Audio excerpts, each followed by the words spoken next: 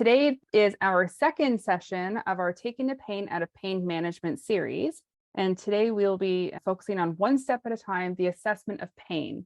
So today I would like to introduce myself. I am Amanda Tavalda, and our presenters are Julie and Inga, both with the NSMHPCN Hospice Palliative Care Network.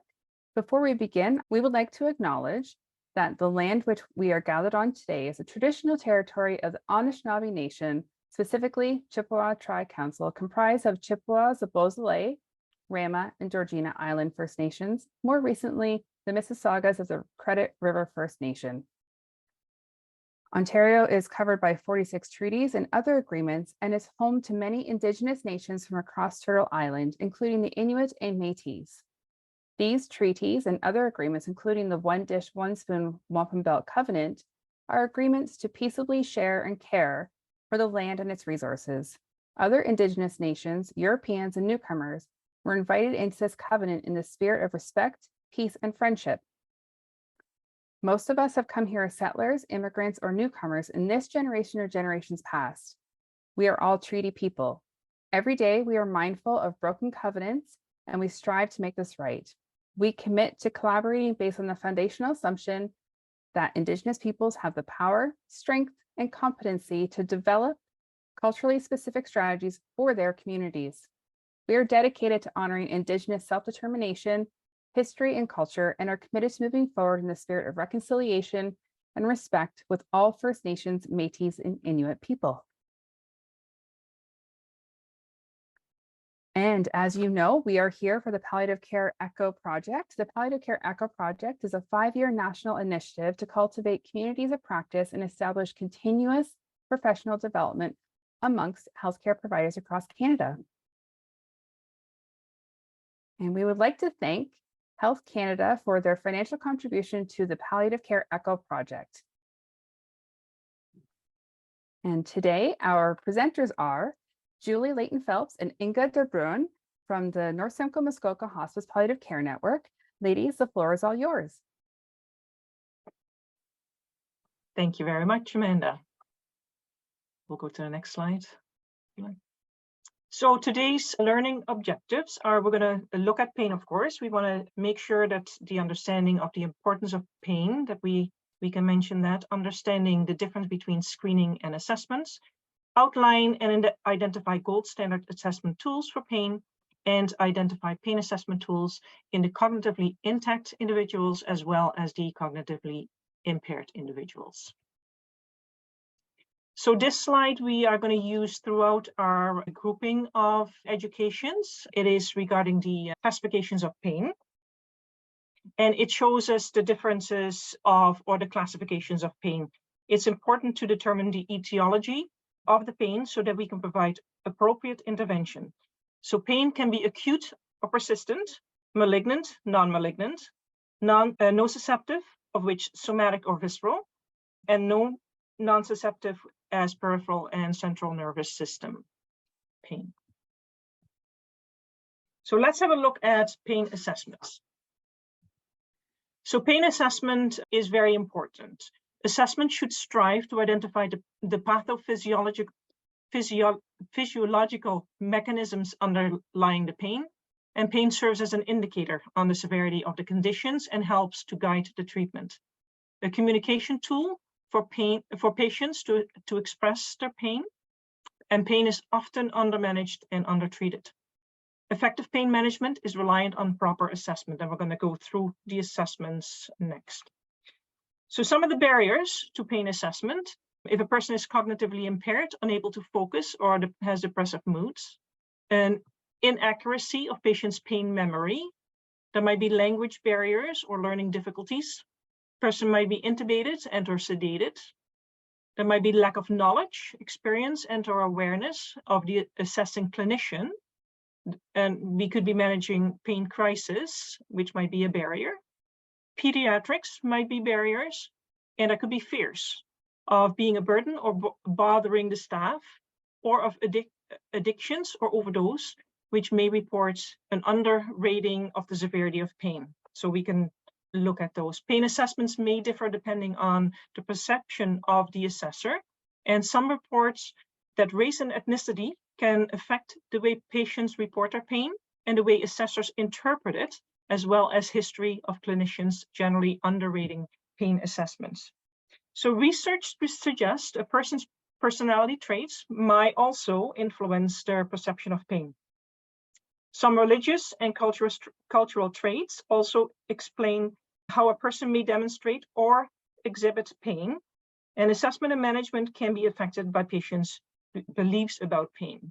And I'm especially thinking about some of the religions. So total pain encompasses a holistic approach to a particular type of pain involving the above contributing factors. Pain can be worse or improved when one or more contributing factors are in play. It's important to assess all aspects of the physical, spiritual, social, and emotional components of pain to get a clear picture of the person's suffering. So total pain and its assessment is very large, and the management, we will discuss this in a later presentation, so not today. So screening versus assessment. Screening can be something as simple as just asking the person, are you having any pain? It identifies immediate and current health needs. It determines the need for future evaluation and treatment or support. Assessment is a comprehensive system of gathering key information. It enables clinicians to identify health concerns or diagnoses. It usually considers multiple domains and identifies both strengths and barriers that may impact treatment. So screening can be done by anybody, no matter of the discipline. However, assessments should be completed by those who have additional training in what is involved in a comprehensive assessment, like nursing, physicians, nurse practitioners. Screening can be done at any time, anywhere, where assessment should be completed in privacy due to the sensitive contents, and where equipment for physical assessment is available or needed. So components of pain assessment: gathering information from the person, as well as family and the interdisciplinary team using an assessment tool. And we can use the alphabet tool. We're going to go through that one in a second. We want to do a pain history, physical examination, consider other sources of information such as imaging, lab tests, other diagnostic tests. No current medication regime, especially the dosing and the timing, and the number of the PRN doses that are being used currently. One of the things that we like to know about is how a person describes their sensations, which in turn may assist clinicians in deciphering the type of pain, and then which will help decipher the type of treatment that we should try. Often people will use multiple descriptors or change the words they've used previously to describe their pain. Often a person has multiple sources of pain and will use different words to describe each source. A clinician should not prompt a patient into using certain words if they are having difficulty describing their pain. So depending on the ones they use will help us determine if it's neuropathic, if it's somatic, if it's visceral, etc. This is just a screenshot of the Cancer Care Ontario pain algorithm. If you were part of our series last year, you may recognize this. It does talk about some of the assessment tools like the ESAS, and then the alphabet algorithm, and we're going to describe these in more detail. And it helps with the management strategy. So classifying if it's mild, moderate, severe, and then what some of the treatments with non-opiates and treatments with opiates, how to deal with a pain crisis, as well as the use of other CCO algorithms that may be associated with pain. So for example, anxiety, depression, lack of appetite, shortness of breath, or nausea. And Inge is going to talk about some of our assessment tools. Yes. So when we want to try and look for an assessment tool that we want to use, we want to make sure that they're validated, reliable, and very easy to use. They should not, however, replace the clinical assessment and that we need to be doing. So the ones that we're going to talk about today, and there's multiple, there's more than those, but the ones that are mostly used, at least that I have seen used, are the Edmonton Symptom Assessment Scale, the ESAS tool, use of descriptor words, the Wong-Baker Faces Scale, McGill Pain Questionnaire, and the OPQRST-UV tool. So like I said, that's not all of them, but those are what we're going to talk about today. So let's start with the ESAS, the Edmonton Symptom Assessment System. It's a numerical scale that not only assesses pain, but many other associated symptoms. I think there's 9 or 10 in total, like anxiety, depression, nausea. It can be used as a trending tool to monitor pain levels over time, and it should be utilized before and after any intervention, like medication or repositioning, and the use of heat or ice, etc. It should only be completed by the person themselves and not by the clinician or family, because all those things that we're looking for are very subjective. So the next page is what the tool looks like. So you see the number 0 to 10, and then all the different things that the ESAS is assessing when we're using this tool. Some of the copies have, or some of them, the tool have a body image on the back of it, anterior and posterior body, so people can kind of either show or mark on that body image where the pain is. The next tool that we're going to look at is the OPQRST-UV, the mnemonic tool. I sometimes call it the alphabet tool, it's easier. Assessment tool that uses the mnemonic OPQRST-UV to assist healthcare professionals systematically to assess patients who screen positive for the presence or are at risk for any type of pain and who can self-report. So the O is for onset, the P for provokes and palliates, the Q for quality of pain, the R for region and radiation, S for severity and intensity, T for treatment and timing, U for understanding how does the pain affect you, and the V for values, goals related to you and your families. And we're going to go through them a little bit closer. So always onset. So when did this begin? Is this a new pain? How long does it last, and how often does it occur? The P is for provoking and palliating. So what brings this pain on? What makes it feel better, and what makes it feel worse? So that is all very pertinent information that we need to know. The Q is for quality of pain. So what does it feel like? Can you describe it? And normally when we ask person to describe it, we don't want to give them any of the wording for it, because when a person gives a descriptor to us, it can be a big piece of the puzzle for us to know what kind of a pain we're dealing with, and then on the hand of that have to tailor our treatment for it. The R is for region and radiation. So where is it? And does it spread out anywhere? And I've got two next slides, which are really good slides that when I started in doing really thorough pain assessments were very helpful for me. So this one is the referred pain picture. And if you're looking at, like when you're thinking about a person having heart problems, we know that can radiate out to an arm or to the left side of the neck. But look at the lungs and the diaphragm, or look at the part of where the pancreas pain might show up, or the liver and the gallbladder, which is on the other side of your neck and shoulder. Sometimes people might not think about that when a person tells them that they're in pain in a certain way. So this and the next slide are going to be very helpful slides for you to keep in mind when you're doing an extensive pain assessment. So here, this one is about the dermatomes, where the nerves coming out of your spine coincide with the areas that they are taking care of. So a pain in a toe, in a left toe, might not be the pain in the toe, but it might be actually from the lower back spinal area. Just to make sure that you think about those, have it in the back of your mind.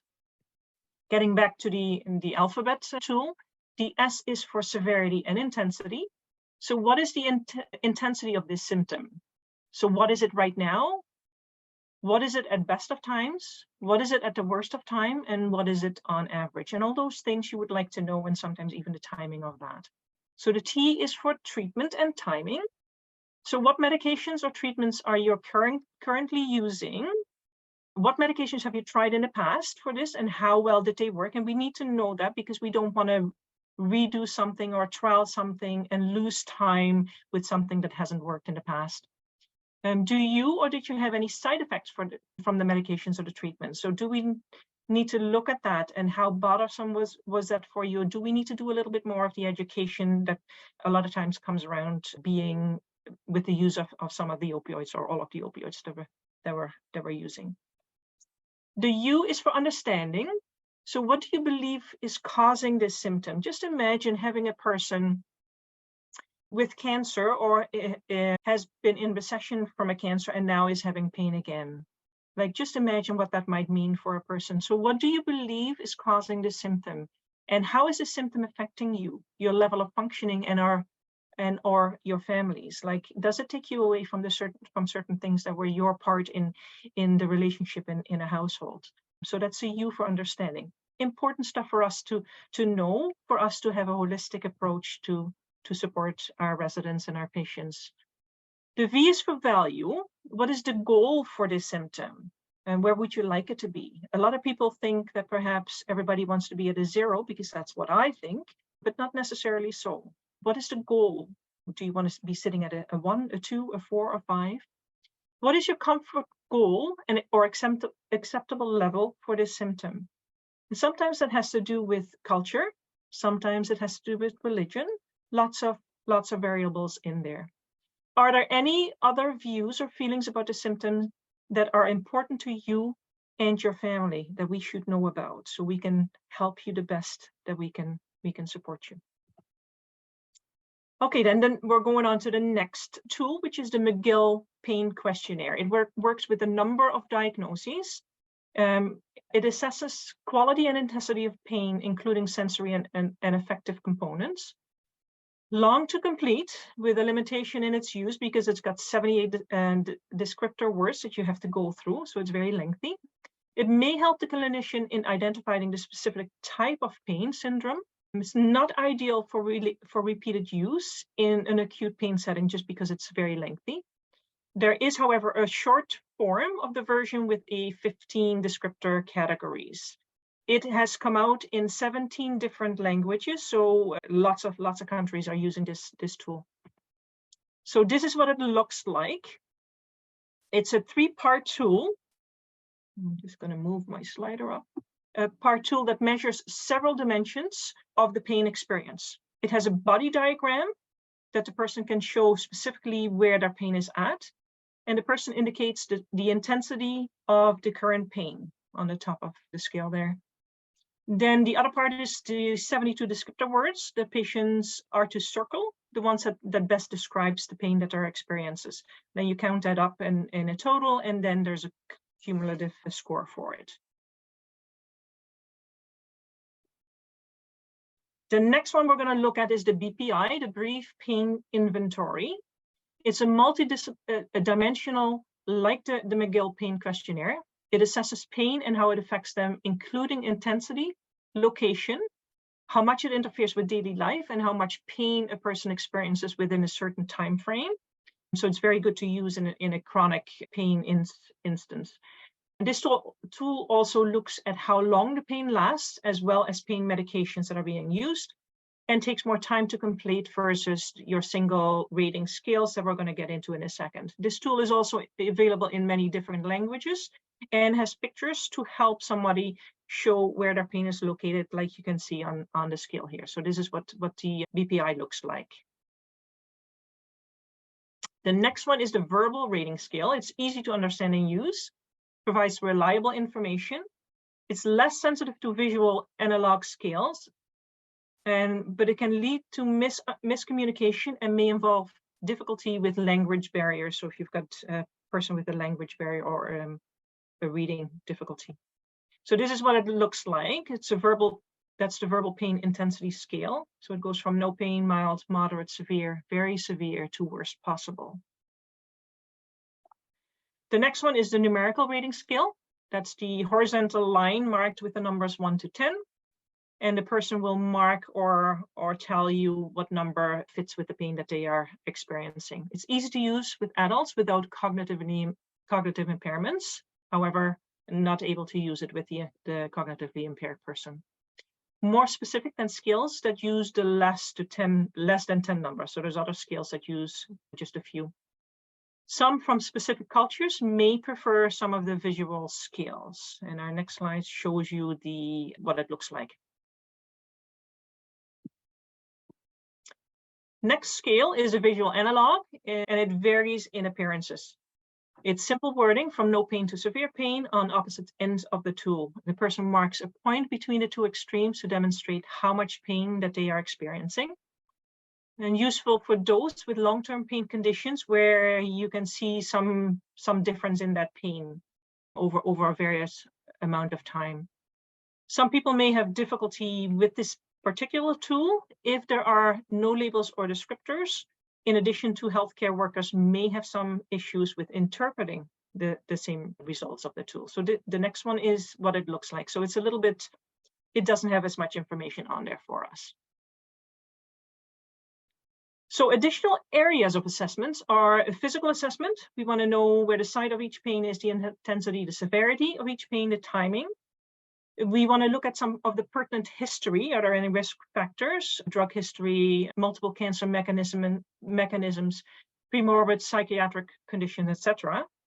Psychosocial spiritual assessment, assessment for psychosocial and spiritual distress, coping difficulties, psychogenic effects, risk for addictions. Is there a history of alcohol or drug abuse, family history of alcohol or drug misuse? We might want to have another look at ability to perform ADLs. Use of gait aids, fall histories. Another one to look at is social history. Are people getting out, visiting with friends and families, or are they isolated due to the pain? Okay, now we're going to discuss pain assessment tools for the cognitively impaired.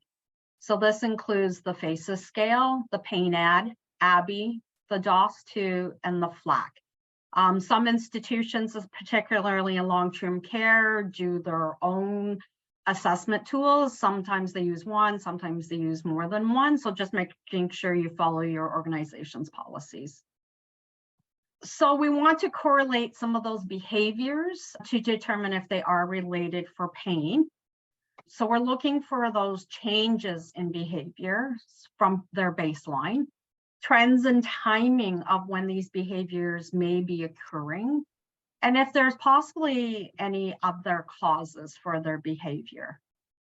So assessment of pain can definitely be very challenging and complex with those with dementia or other reasons why they are cognitively impaired, especially if it's advanced disease. People with mild dementia can still use some of the tools, may be able to tell you a little bit about their pain, what it feels like, and when it happens.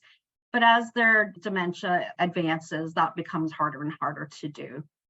With this population, pain is highly underreported and treated. Clinicians need also to just not observe the person, but also to have that knowledge base on the person's particular behaviors. So often, when I'm doing a pain assessment or I'm mentoring some long-term care staff, I get them to talk to the family. They know them best, and especially when the beginnings of the dementia has occurred, so we can decipher which behavior is a bit different. So the one that is more commonly used is called a PAIN-AD, so pain assessment in advanced dementia. It's used for older adults who cannot reliably communicate their pain. This tool requires the assessor to observe the patient for a few minutes during an activity or movement like bathing or transferring, sometimes even during meal times. The score should be compared to the previous scores, and an increase in the score would indicate an increase in pain, and vice versa should the score decrease. Behaviors and observations should be considered alongside the knowledge of the existing painful conditions the person has. So I always look at their diagnosis lists, and some of them will have diabetic neuropathy. They will also have arthritis. They may have angina. So, we need to kind of look at all those sources of pain. This is what the PAIN-AD looks like. So it scored 0, 1, and 2 on their breathing. So is it normal breathing? Is it labored, noisy? Are they breathing really heavily and really quickly? Negative vocalization. So is it the occasional moan and groan or low speech, or the constant calling out, loud moaning, groaning, or crying? We also look at facial expressions. So are they smiling or are they flat? Are they sad, frightened, frowning, or are we seeing those facial grimacing, that furrowed brow? Body language, do they look relaxed? Do they look tense? Do they have pacing for some reason? Are they really fidgety? Are they rigid? Are their fists clenched? Are their knees pulled up into a fetal position? Are they striking out at staff or pushing them away when they're trying to do cares? Consolability, everywhere from there is no need, all the way to we can't console them, distract them, or reassure them. The flat pain tool was originally created for young children, but it actually works with anyone with communication difficulties.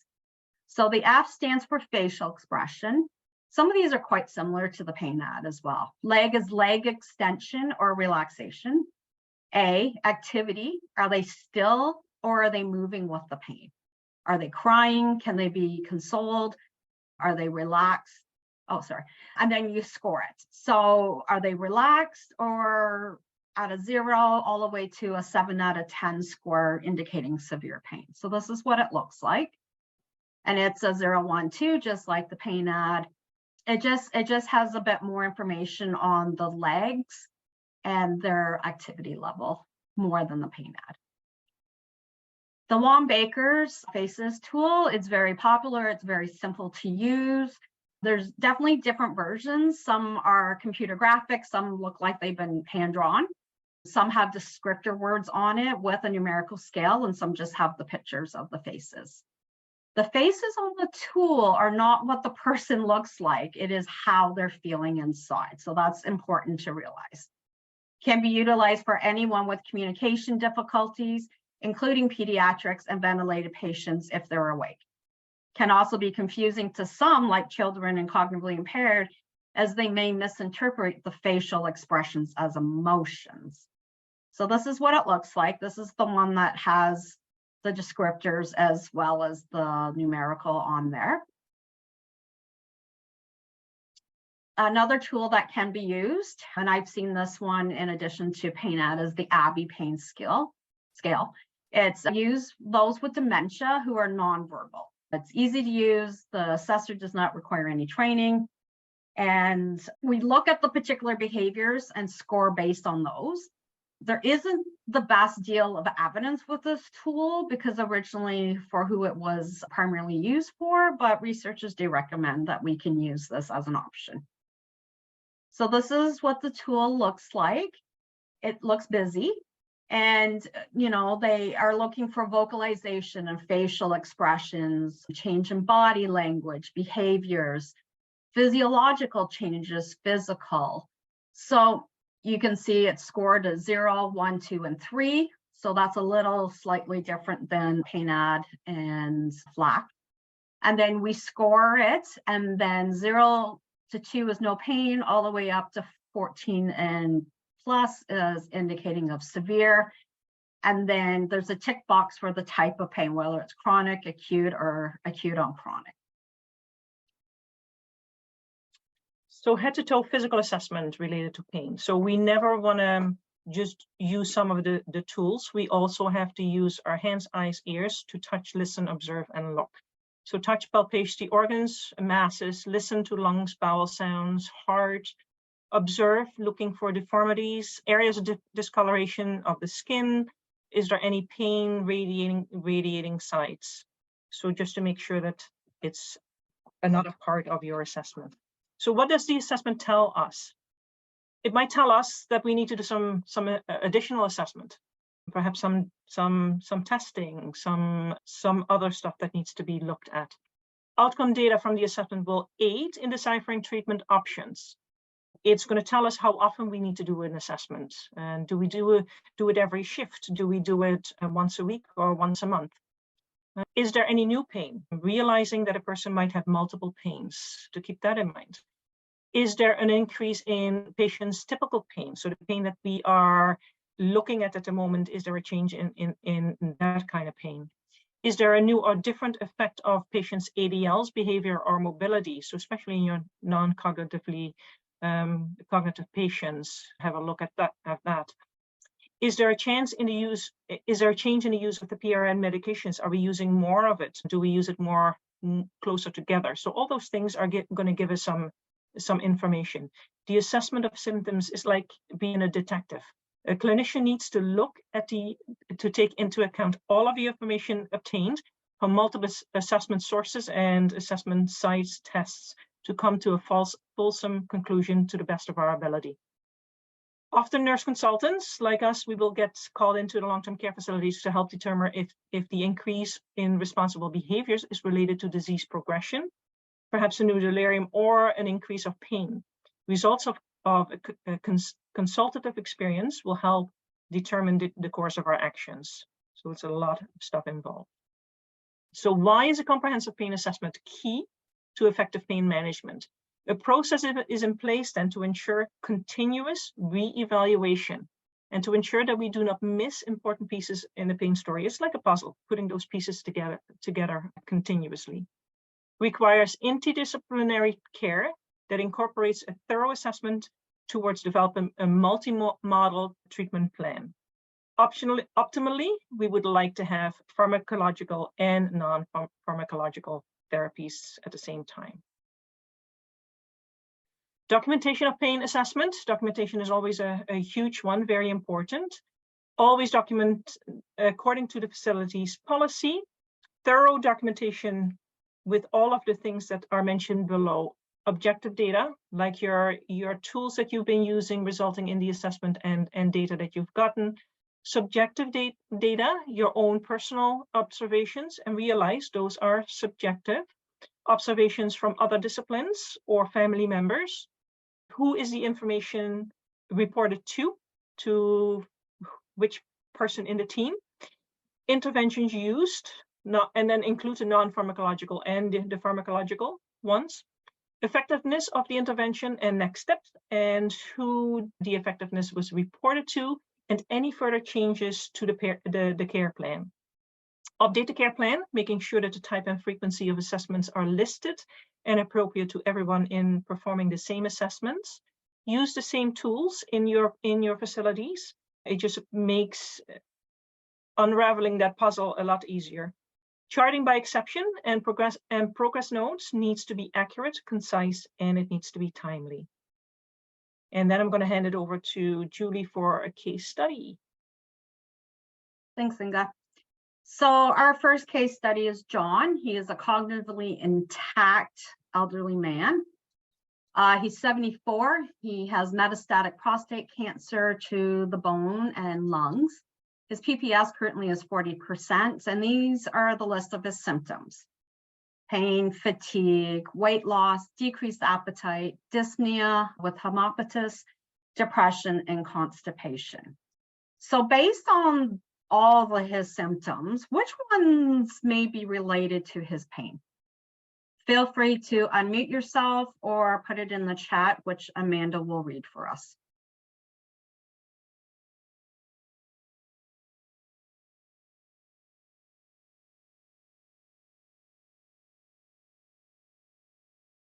We have a fatigue with a question mark. Yep, for sure.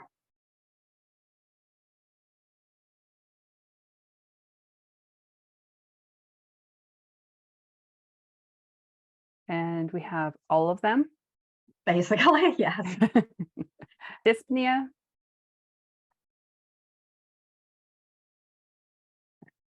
Right.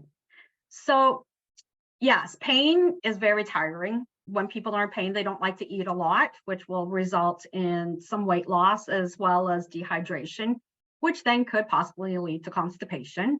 Most people that I know have some element of sadness or depression related because they can't do the things they want to do because of their pain and other associated symptoms. So John lives alone. He receives community support from PSWs and nurses. The family provides his food and transportation, but most of the time he is alone. His status has deteriorated and he has been transferred to hospice. While at hospice, John improved. His appetite improved. He enjoyed the social aspect of being at hospice, benefited from the spiritual support and some bereavement counseling. His symptoms are well managed now. While at hospice, John and his family's expectations and goals for care were to be supported in his final days with good symptom management in a caring environment. So why do you think John's symptoms improved while he was on hospice? What are your ideas?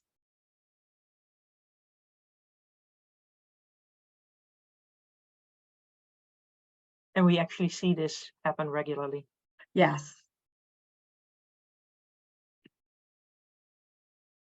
Routine medication, more constant symptom management. Yep. For sure. Consistent pain assessment and med administration. Yep. Another says they probably took care of the pain, which freed him of all the other symptoms. Yep. Possibly, for sure. And just being in like a less stressful environment, right? Than at home, wondering who do you call for help when something's going on, and who's going to visit and when, and you know. So I work at a hospice casually, and we do see this. You know, people come there for end of life care, and they end up improving, and we keep them for a while just to make sure this is kind of the trend they're on. And some of them are not safe to go back home, so we will transfer them to a long-term care facility. And they do well even there because they are getting those routine assessments and meds around the clock and good food and the social aspect, right? Oh, sorry, wrong way. Still going the wrong way. So as John's disease progressed, he began to decline and his symptoms became more troublesome. John's reporting of pain has increased, and staff noted he's grimacing with movement. He is sleeping more and his oral intake has decreased. So a comprehensive pain assessment has been completed and the results were shared with the patient, family, and care team. Which assessment tools would you use on John at this time? If you could pick from any of them, which ones would you choose?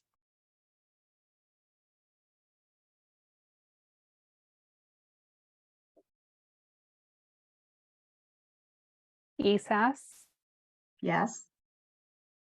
another ESAS.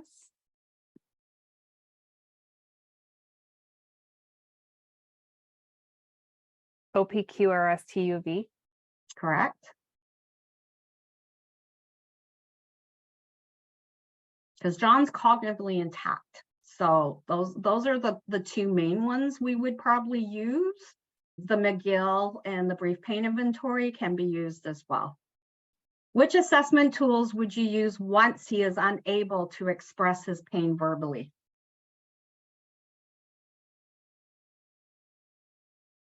And that could be a result of some sedative effects from pain medication, or maybe he perhaps has developed a delirium. How are we going to assess him now?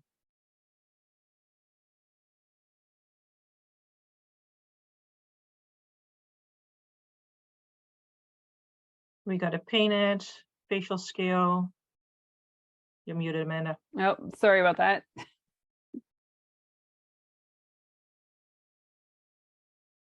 Yes, those are correct. So yeah, any of the ones we previously mentioned, Painad, Abbey, Flack, or the Wambaker faces. Second So slide. we're moving on to Mark, who is cognitively impaired. He is also in his 70s. His primary diagnosis include a stroke in 2019 with some right-sided weakness, reduced range of motion and communication difficulties, and then also resulting from the stroke, some vascular dementia. Other diagnoses that may play into his care include type 2 diabetes, high blood pressure, depression, and arthritis. His wife died in 2021, who was his primary caregiver. He is now supported by HSWs, PSWs for assistance with his ADLs and resides in a retirement home. Mark is usually able to communicate with staff using short sentences and answering yes or no questions. He smiles at staff when they speak to him, but he has trouble initiating speech or conversation. Mark's usual demeanor is pleasant, although since his wife died, he's been more withdrawn and often looks sad. Mark is able to ambulate independently with his walker, but for sure is at high risk for falls, because sometimes with his dementia, he leaves it behind and moves around without it. Mark's POA is now his daughter since his wife passed away. His daughter has expressed that her dad never talked about his wishes regarding healthcare prior to his stroke. She has expressed the wish that he be comfortable in his golden years. She also feels that her dad is tough and never complained about anything in his entire life. How many people do we know that are like that? As a staff member, you have interacted with Mark briefly at breakfast and lunch to give him his medication. Now, mid-afternoon, oh, sorry, that should be Mark, not John, is sitting in his favorite spot, the chair beside the nurse's desk. You greet him and he begins to stand and come towards you. Mark can be slow to stand due to the effects of a stroke, and it often takes him multiple tries to go from sitting to standing. But today's different. You notice him frowning and grimacing during that process. When asked if he's okay, he answers, yes. You aren't so sure. You decide to do some investigation and speak to the team. So what would be your first steps and who would you talk to during your investigation?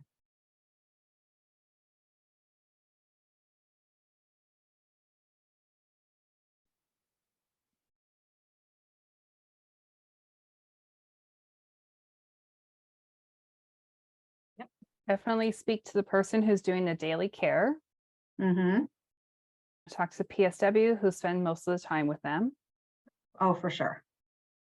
And speak to family members and other staff members who provide ADL care to see if they are noticing any nonverbal pain cues. Yes, for sure. And if this is a new thing for Mark on this particular day, I mean, you could certainly talk to the other disciplines like dietary, life enrichment staff, if they've tried to interact with him, if he did any exercises, so PT, if they were involved with him, and just kind of see if they've noticed changes as well. But yes, I mean, a lot of families visit often, staff, the PSWs, you're going to notice any type of behaviors or physical signs during cares, right? That's when a lot of people have the pain and have these behavioral changes is during cares or when they're being transferred to their wheelchairs or are getting up and walking to wherever, right? So, and then I would complete a full pain assessment. So the PSW who assisted Mark during cares is very resistant today and was quite vocal. The PSW described as a low moaning or groaning and stated that the behaviors have been increasing over the last week or so and is definitely not typical. The dietary aide who served Mark lunch noticed that he hardly ate any of his meals today and his appetite's been poor for a few days. This morning, Mark went to physical therapy and they tell you that he was quite fidgety. He did not sit still and he kept rubbing his right thigh. He was resistant to any assistance from the PT assistants to complete the exercises and stretches while pushing away the hands of the assistant. So what signs can you tell me that are there to indicate a possible increase in his pain?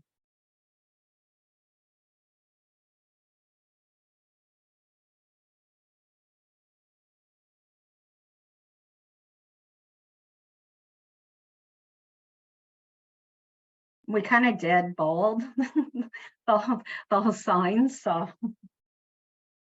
That he's fidgety and not cooperative. Yeah.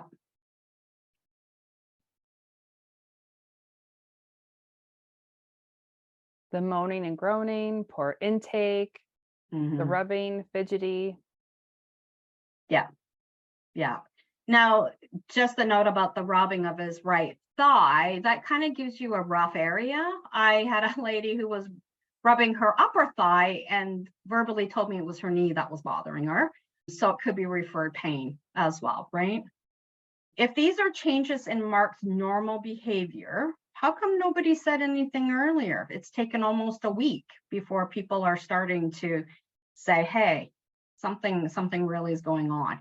Should they have noticed or told, say, perhaps the nurse within the first day or two of these changes? What are your thoughts on that?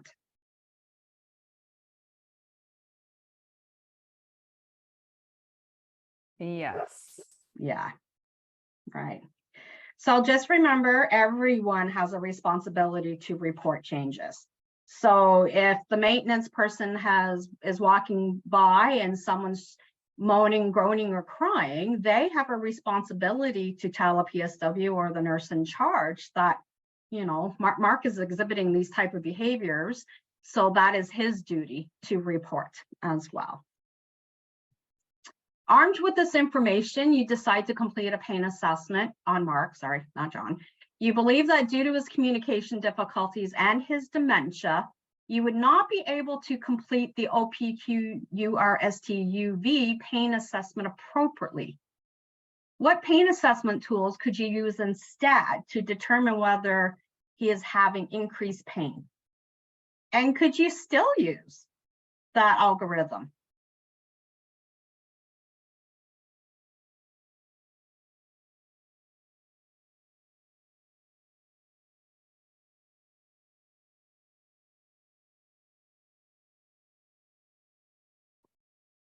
We've got a Wong Baker, and yes, you could. Mm-hmm.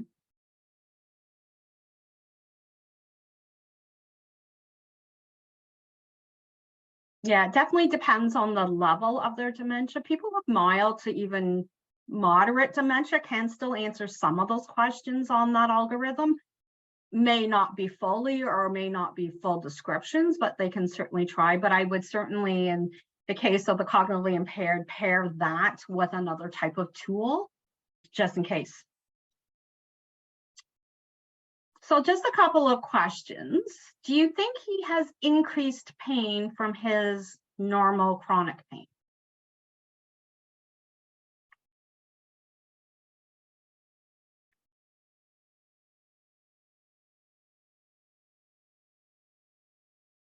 Yes. Yes, right. And what type of pain do you think he's experiencing? Is it somatic, visceral, neuropathic, acute, chronic? Neuropathic. Is it neuropathic? Yep. Acute or acute on chronic. Both chronic and some acute. And definitely probably some somatic pain as well, because remember, he does have arthritis. The fact that he has diabetes and has had a stroke, that would account for the neuropathic pain for sure, but he does have other sources of pain. And this is based on kind of what symptoms he has, as well as what behaviors we're seeing, right? When he was grimacing and moaning, trying to get out of the chair, that would be more typical of an arthritic type pain. So then what are our next steps? So we've done our pain assessment. That was the last thing we've done. What do we do now?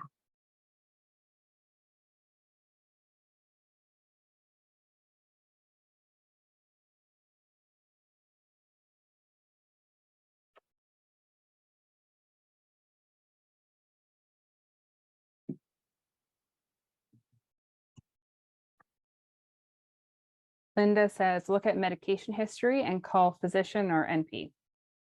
Correct. Has he been getting his PRN doses of medication, if he even has any ordered? Most of them will have at least Tylenol ordered. And then, yeah, so we can figure out how much and the type of medication he's on, then we can make suggestions to the doctor.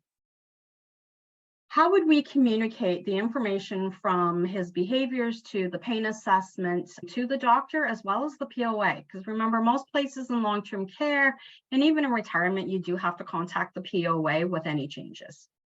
So how would we talk to the doctor or the nurse practitioner?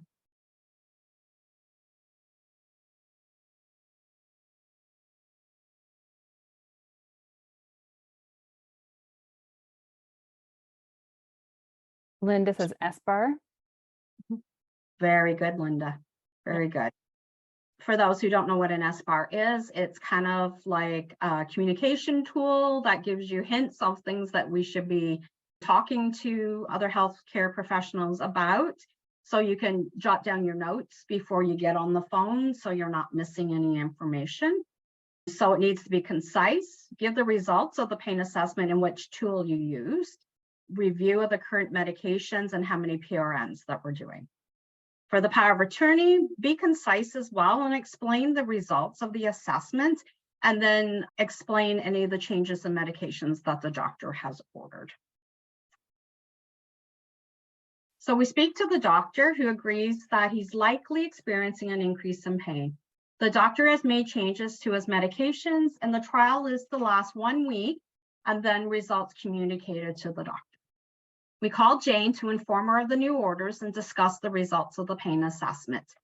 She has some concerns about whether Mark is actually in pain and the side effects of the new medication. We review the assessment tool used, the results, and discuss her concerns, and she agrees to the trial. So just, reminding families that pain assessment tools are scientifically proven, especially the ones that we're using for the cognitively impaired, making sure that we explain that side effects can be temporarily, so the sedation, sleepiness, or ongoing, like the constipation, especially if we're going on to an opiate type medication. And those side effects will be managed appropriately. The medication is a trial, so if it's not effective or Mark's behaviors do not change, then the doctor will be informed and will make the decision to either trial a different type of medication or change the dose of it, and then trial it again for another few days just to see if it's working. Some people, even though they've never been on an opiate, may have a high tolerance for it, may need higher doses or even lower doses than what are originally ordered. So this is why frequent assessments, reassessments is critical during these trial phases to see whether or not they are working. So Mark begins his new medication regime the next morning. So when should we do a follow-up pain assessment?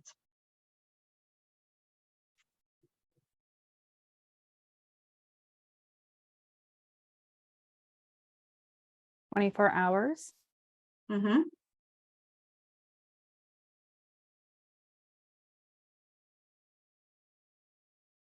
And ongoing a few days later to give it time to work. Mm-hmm, for sure. Because often when they prescribe routine pain medication, they'll have a breakthrough or PRN dosing. So it's important to give it a few days to see how many of the PRNs they're using as well. So after the trial, do the pain assessments need to be completed regularly or just when he shows signs of pain? So we have him stabilized on a particular medication at a particular dose. How often after that do we need to reassess them?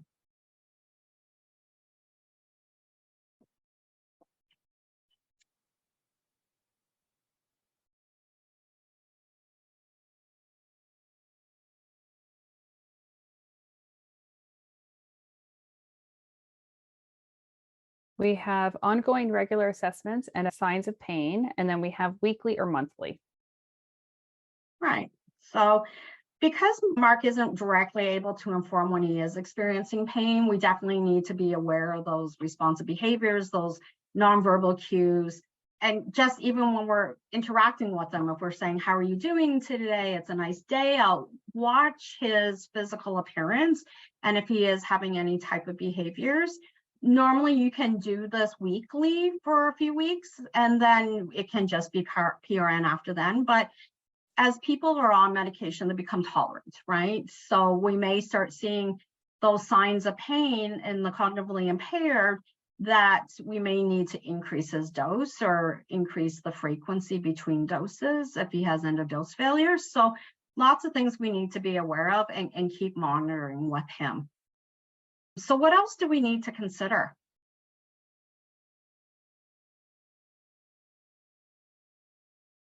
Megan says the management of medication side effects, for example, constipation.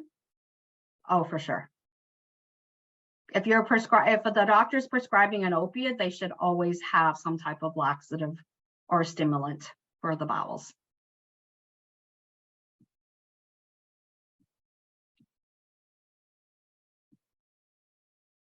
I'll just also say that still monitoring the timing of it. So if it was typically showing signs of pain during cares, then I often, tell the staff to make sure you're medicating with the routine dosing based on their bath dressing times, because they're pretty consistent, at least an hour before. So the pain medication is time to become effective before the physical care starts, or if it's not at that time, so he needs to be changed in the afternoon or goes back to bed for a nap, then, the utilization of a PRN medication. If they're doing physio, because the whole times can certainly vary, does he still need a breakthrough beforehand? And then the communication between all this, right? So we need to, I always tell, when I work in home care, I always tell the family, okay, if you know what time your PSW is showing up to give baths, give the pain medication an hour before. Same with my long-term care homes, just communicating the times that the pain medication should be given prior to those type of activities, as well as if there's breakthrough pain, not just to pre-medicate. Always making sure that we're using the same tools so everyone is on the same page and the scores can be compared against each other, and making sure that we're documenting everywhere we need to. So your progress notes and your care plans. If it's somebody in the community, most families will create a pain diary of when they're having pain, if they can do the 0 to 10 scale, what medication they were given, what dose and what time. So then we can track that as well. And then definitely if we're giving some PRN medication and it's not effective, then we need to make sure we're following up with the doctor in the POA. Do we need to try a different one, right? Some people who become tolerant on morphine may need to be switched to hydromorph, or if there's signs of opioid neurotoxicity, we may need to switch the actual medications as well as being aware of the assessment of their swallowing ability. So if they're having choking episodes, then we may need to switch how the medication is administered. And then the other key piece is just making sure that we're doing lots of reassessments. So we're nearly at the end of the presentation, guys. Just stick with us for a couple of more minutes. So some tips and reminders about pain assessment. Remember, pain is whatever the person says it is whenever the person says it happens. And it's not what the clinician feels it is. It's very personal. Communication is key. I think communication makes the world go round, especially if we want to take care in a proper way for our patients. It is important to be aware of cultural, religious backgrounds. Know your patients, know your residents. Patients' previous pain experiences will be indirectly associated with their current pain experience and how they will respond to assessments. And it's important to educate patient and families regarding reasons why we do the pain assessments, and the need for treatments are imperative for their overall well-being. And that is for patients, families, as well as staff members. Little summary, a palliative approach to care ensures the highest quality of life, no matter where a person is in their disease trajectory. A palliative approach to care is a team effort and requires excellent communication and teamwork. Pain can be assessed with the use of an appropriate tool, even with somebody who is nonverbal or cognitively impaired. And thorough assessments, documentation, and communications between the care team will recognize changes early on in status and offer a timely response for intervention, improving quality for individuals, minimizing adverse effects. These are some of the resources that we've used, and the next slides are our references. And the last slide is thanking you guys all for spending an hour of your time with us. And it also has the QR survey code, if you would be so kind to fill that out for us. I think Amanda put a link in the chat as well.